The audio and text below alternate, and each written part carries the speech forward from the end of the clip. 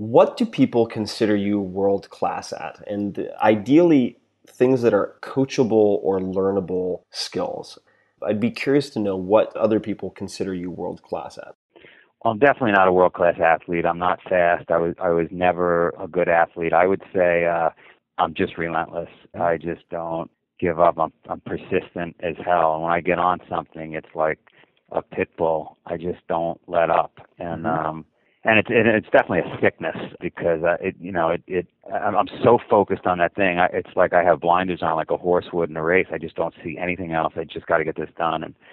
And so if the race was like forever, Yeah. I would do really well. If it just kept going until the last person was standing, I would do well.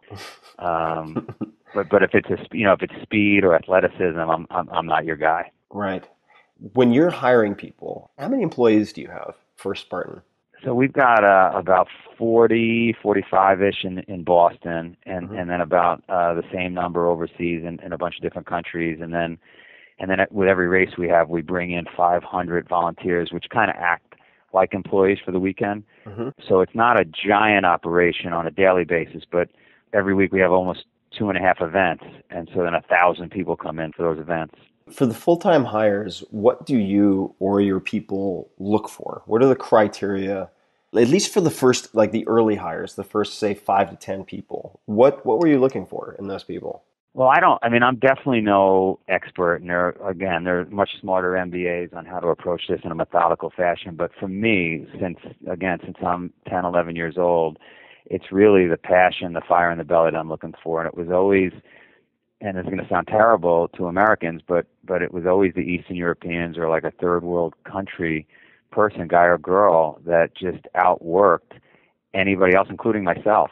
Right. And so I'm always looking, and that's what intrigued me so much. And that's really what the book is about, is first of all, why do they outdo us?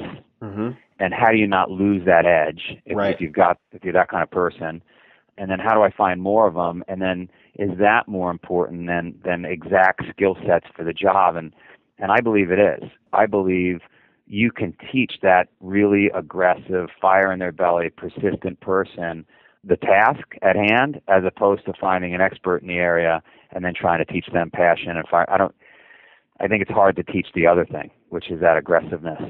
No, definitely. Have you found any other commonalities? For instance, I know that some companies like EMC, for instance, which is mass data storage, often recruits former football players. Are there any other commonalities or patterns that you've seen in the people who've ended up? It's funny you asked. This is a really interesting one for me because I would have never guessed this. I don't think anybody listening would guess this, but downhill skiers. Huh. I see a high correlation. And then because I'm a skier and because I have children that I take skiing now, I get it. And if you think about skiing, if you're a downhill skier, the moment you make the decision that day to go skiing, it's 50% miserable experience, right? The boots don't fit. You forgot your poles, the goggles, it's snowing, it's sleeting. And if you're a racer, and that's really what I meant to say, they're downhill ski racer. Right. If you're a racer and you've raced a large part of your life, you probably stood on top of the mountain for hours, freezing, waiting for your slot to go. Right. And that builds grit. Right. And so, right, because it's one thing, you and I, if we were hiking up the mountain, you take your jacket off, no matter how bad the weather is, you can deal with that. But standing still in the cold, getting pounded, takes a certain skill set. In uncomfortable boots, right, in uncomfortable weather and gear. So that's what I found. Excellent. Yeah, that's very interesting. You should say that because I've only recently gotten to know a couple of really highly competitive downhill skiers, and it makes perfect sense. Now that I know them a bit, that does make perfect sense.